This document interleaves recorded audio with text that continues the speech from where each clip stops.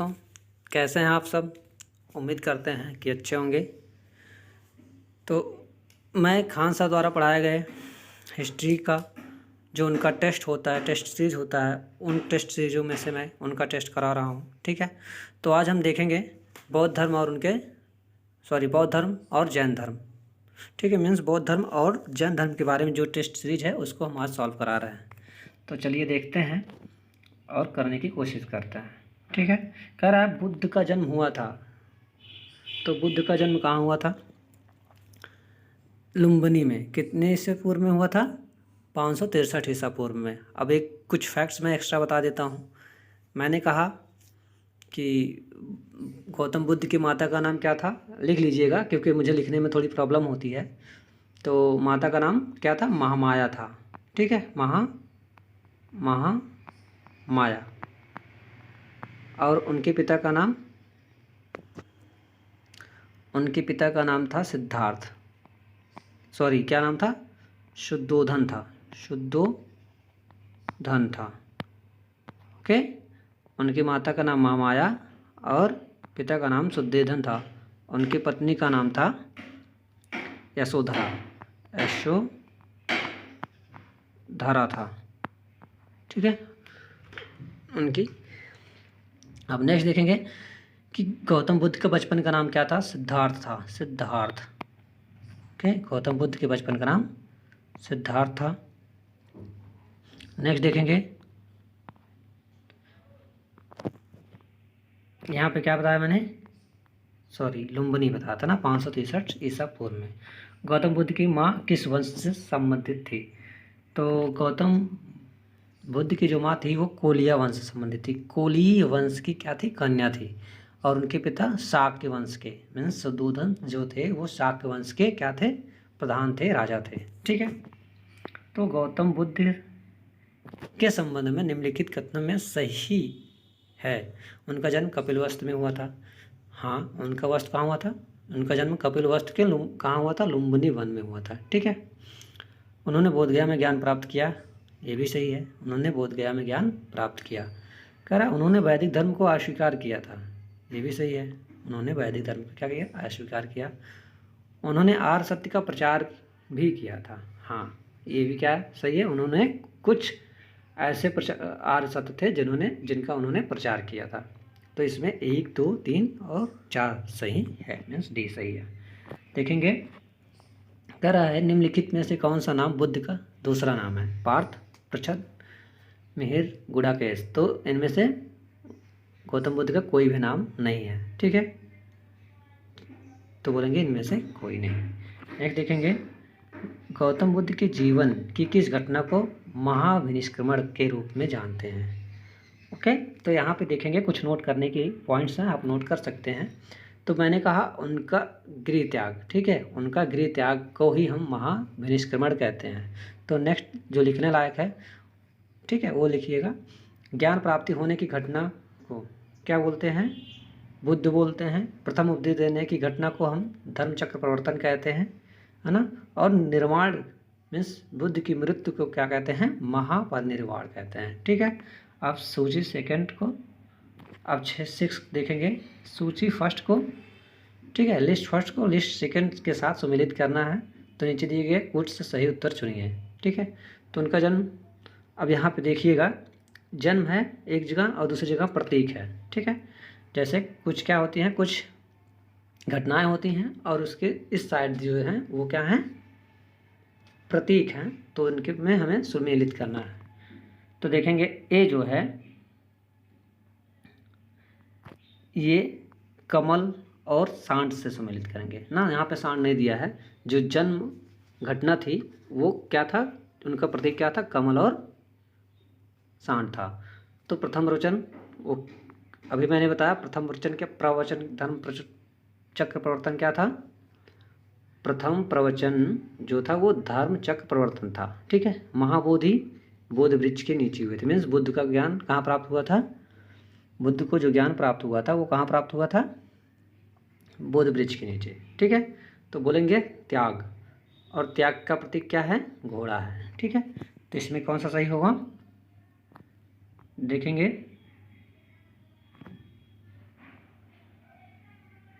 ये सही होगा। कौन सा?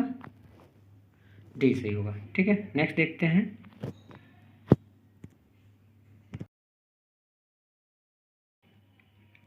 नेक्स्ट देखते हैं, कह रहा है बुद्ध के जीवन की 4 महत्वपूर्ण घटनाओं और उससे संबंधित 4 स्थानों का नीचे उल्लेख है। यहाँ 2 स्तंभ दिए हैं, फर्स्ट एवं सेकंड अंकित है, आपको इनका सुमेल करना है। तो अब पूछ रहा है कि फर्स्ट में दिया है जन्म, ज्ञान प्राप्ति, प्रथम प्रवचन और लास्ट है निधन। तो देखेंगे यहाँ पे जो गौतम बुद्ध का जन्म था वो कहाँ हुआ था, अभी वहाँ पे बताया था कहाँ हुआ था, लुम्बिनी में हुआ था। ठीक है, लुम्बिनी वन कपिलवस्तु के। ठीक है, ज्ञान प्राप्ति कहाँ हुआ था, तो बोध गया में हुआ था। कहाँ हुआ था, बोध गया में। प्रथम प्रवचन कहाँ दिए थे, सारनाथ में दिए थे। कहाँ दिए थे, सारनाथ में। और उनका मृत्यु कहाँ हुई थी, कुशीनगर में। मृत्यु कब हुई थी उनका, तो जो गौतम बुद्ध थे उनका मृत्यु 483 ईसा पूर्व में हुआ था। और कहाँ हुआ था, कुशीनगर के।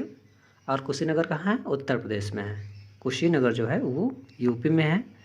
ठीक है, और उनका मृत्यु 483 ईसा पूर्व में हुआ था। इसमें 483 ईसा पूर्व, ईस्वी नहीं ईसा पूर्व है। ठीक है, ईसा पूर्व। ठीक है, ईस्वी और ईसा पूर्व में बहुत डिफरेंट है। तो नेक्स्ट देखेंगे इसमें कौन सा सही होगा, देखेंगे सी सही होगा। ठीक है, सी। नेक्स्ट देखते हैं, तो यहाँ पे पूछ रहा है कि अलार कलाम कौन थे। तो अलार कलाम जो थे वो बुद्ध के क्या थे, गुरु थे।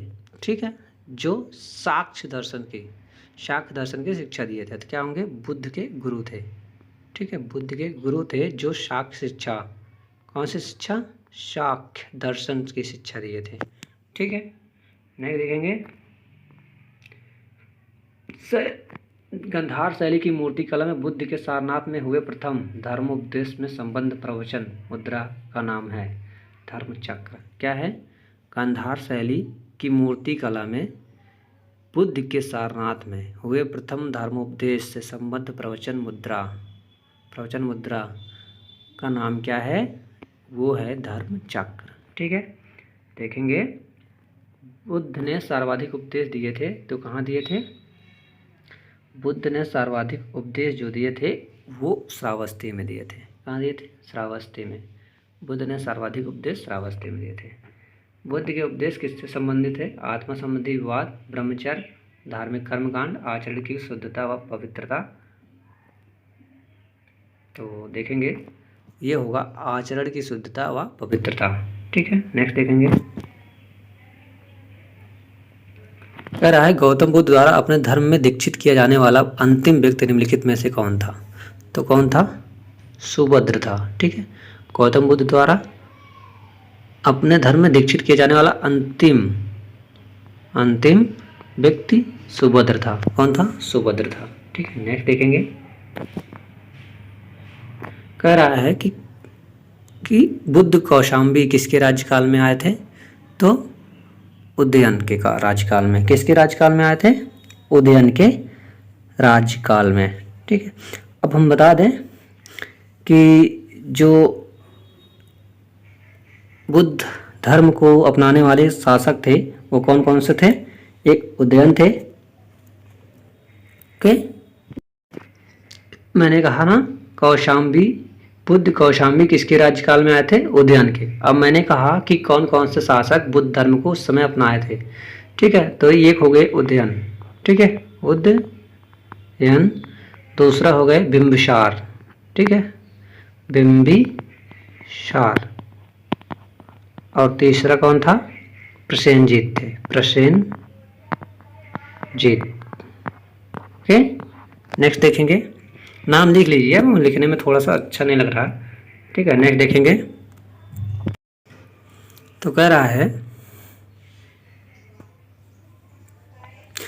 आज संसार अस्थिर और क्षणिक है का निम्न में से किससे संबंधित है। तो मैंने बताया बौद्ध धर्म से। किससे संबंधित है, बौद्ध धर्म से। तो बुद्ध ने बोला था कि जो संसार में वस्तुएं हैं, ठीक है, वो आती और जाती रहती हैं, अस्थिर हैं और क्षणिक है, मीन्स कुछ ही पल के लिए हैं, बहुत ज़्यादा समय के लिए नहीं, बहुत ज़्यादा लंबे समय के लिए नहीं है, मीन्स यहाँ पर कोई अमर नहीं है। तो चलिए नेक्स्ट देखेंगे, कह रहा है भगवान बुद्ध ने निम्नलिखित 4 आर्य सत्यों का प्रतिपादन किया, नीचे दिए गए कूट का प्रयोग करके उन्हें सही क्रम में लाइए, है ना। तो यहाँ पे देखेंगे ADBC है, कौन सा है ADBC। तो पहले क्या था, जो आर्य सत्य थे वो पहले था क्या था कि संसार में जो है वो दुखों से भरा है। किससे भरा है, दुखों से भरा है, और हर दुख का क्या है, एक कारण है, ठीक है, हर दुख का क्या है, एक कारण है। अब फिर बोला गया कि जो दुख है ना, उसका क्या किया जा सकता है, निवारण किया जा सकता है, ठीक है, क्या किया जा सकता है, निवारण किया जा सकता है, और निवारण करने के लिए उस क्या है, साधन भी हैं, ठीक है, मार्ग भी हैं, ठीक है। तो इसीलिए क्या होगा, ADBC। ओके, चलिए नेक्स्ट देखेंगे। कह रहा है बौद्ध संघ में भिक्षुणी के रूप में स्त्रियों के प्रवेश की अनुमति द्वारा दी गई थी, श्रावस्ती में, वैशाली में, राजगृह में, कुशीनगर में। वैशाली। ओके, नेक्स्ट देखेंगे। बौद्ध दर्शन के अनुसार विचार कीजिए। पुनर्जन्म नहीं होता, आत्मा की सत्ता नहीं होती। इसमें देखेंगे पुनर्जन्म नहीं होता, ये गलत है, किंतु आर सही है, ठीक है। आत्मा की सत्ता नहीं होती है, पुनर्जन्म नहीं होता है, तो इसमें कौन सा होगा, D, ठीक है, इसमें D होगा। बौद्ध दर्शन के अनुसार विचार कीजिए, पुनर्जन्म नहीं होता है, ये भी सही है। आत्मा की सत्ता नहीं होती है, ठीक है, ये गलत है। और आत्मा के पुनर्जन्म होता है, आत्मा की सत्ता नहीं होती, ये सही है, ठीक है। नेक्स्ट देखेंगे। ओके, तो देखेंगे, कह रहा है बौद्ध धर्म के विषय में कौन सा कथन सही है। उसने वर्ण एवं जाति को अस्वीकार नहीं किया, स्वीकार किए थे, ये सही है, नहीं किए थे, ठीक है, अस्वीकार नहीं किया, ठीक है। तो क्या किए थे, स्वीकार, अस्वीकार किए थे, ठीक है, यहाँ पे लिखा नहीं किया। उसने ब्राह्मण वर्ग की सर्वोच्च सामाजिक कोटि को चुनौती दी, ये भी सही है। उसने कुछ 6 शिल्पों को निम्न माना, ये भी सही है। तो इसमें कौन सा सही होगा, A, 1, 2 और तथा 3 सही है, ठीक है। नेक्स्ट देखेंगे। कुछ शैलकृत बौद्ध गुफाओं को चैत्य कहते हैं, जबकि अन्य को विहार, दोनों में क्या अंतर है, तो बताते हैं, ठीक है। जो देख रहे हैं यहाँ पे, कुछ शैलकृत बौद्ध गुफाओं में को चैत्य कहते हैं, जबकि अन्य को विहार कहते हैं। मीन्स कुछ जो हैं उन्हें चैत्य कहते हैं और कुछ को विहार कहते हैं। तो जो चैत्य होता है वो चैत्य वाला स्थान होता है, वहाँ पर पूजा स्थल होता है, मीन्स वो पूजा किया जाता है, ठीक है। और जो विहार वाला स्थान है वहाँ बौद्ध भिक्षुओं का क्या होता है, निवास स्थान होता है, ठीक है। बौद्ध भिक्षुओं का निवास स्थान में इसमें क्या होगा, B सही होगा। नेक्स्ट देखेंगे। तो इसमें कह रहा है गौतम बुद्ध के बारे में निम्न में से क्या सत्य है। वे कर्म में विश्वास करते थे। हाँ, जो गौतम बुद्ध थे, गौतम बुद्ध के बारे में निम्न में से क्या तथ्य सही सत्य है, तो वो कर्म पर विश्वास करते थे, सही है। आत्मा का शरीर में परिवर्तन मानते थे, ये भी सही है। निर्वाण प्राप्ति में विश्वास करते थे, ठीक है, ये भी सही है। ईश्वर की सत्ता में विश्वास करते थे, ये ईश्वर की सत्ता में विश्वास नहीं करते थे, तो ये क्या है, गलत है। इसमें देखेंगे, बोलेंगे 1, 2, 3 सही है, मीन्स A सही है, ठीक है। नेक्स्ट देखेंगे। निम्नलिखित में से कौन सा एक बौद्ध मत के निर्वाण की अवधारणा का सर्वश्रेष्ठ व्याख्या है, ठीक है। तो कहेंगे तृष्णा रूपी अग्नि का समन, ठीक है। जो बौद्ध मत में निर्वाण की अवधारणा की सर्वश्रेष्ठ व्याख्या करता है वो तृष्णा रूपी अग्नि का समन है, ठीक है। नेक्स्ट देखेंगे। क्या रहा, भारतीय कला में बुद्ध के जीवन की किस घटना का चित्रण मृग सहित चक्र से हुआ है। तो भारतीय कला में बुद्ध जीवन की किस घटना का चित्रण मृग सहित चक्र से हुआ, किससे हुआ था, मृग सहित चक्र से। तो प्रथम उपदेश, क्या बोलेंगे इसमें, प्रथम उपदेश। नेक्स्ट देखेंगे। बोध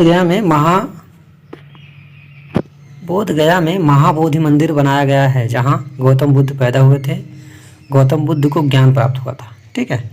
जो बोध गया में महाबोधि मंदिर बना है वो गौतम बुद्ध को जहाँ ज्ञान प्राप्त हुआ था वहाँ बना है, ठीक है, जहाँ ज्ञान प्राप्त हुआ था वहाँ पे। ओके, कह रहा है वह स्तूप स्थल जिसका संबंध भगवान बुद्ध के जीवन की किसी घटना से नहीं रहा वह है। अब यहाँ देखिए, कह रहा है वह स्तूप स्थल जिसका संबंध भगवान बुद्ध के जीवन की किसी घटना से संबंध नहीं है या नहीं है, ठीक है। तो सारनाथ में उन्होंने प्रथम उपदेश दिया था। ठीक है, बोधगया में क्या हुआ था, ज्ञान की प्राप्ति हुई थी, और कुशीनगर में मृत्यु हुई थी। ये तीनों तो क्या है, रिलेटेड है, जहाँ पर उनका स्तूप बना है। लेकिन सांची एक ऐसा स्थान है जहाँ उनका स्तूप तो बना है, लेकिन उनके जीवन का कोई घटना घटित नहीं हुई थी। ठीक है, नेक्स्ट देखेंगे। कह रहा है विश्व का सबसे ऊंचा कहा जाने वाला विश्व शांति स्तूप बिहार में कहाँ है? वैशाली में, नालंदा में, पटना में, राजगीर में। तो कहाँ है? राजगीर में है। ठीक है, विश्व का जो सबसे ऊंचा कहा जाने वाला विश्व शांति स्तूप है वो राजगीर में है। नेक्स्ट देखेंगे। कर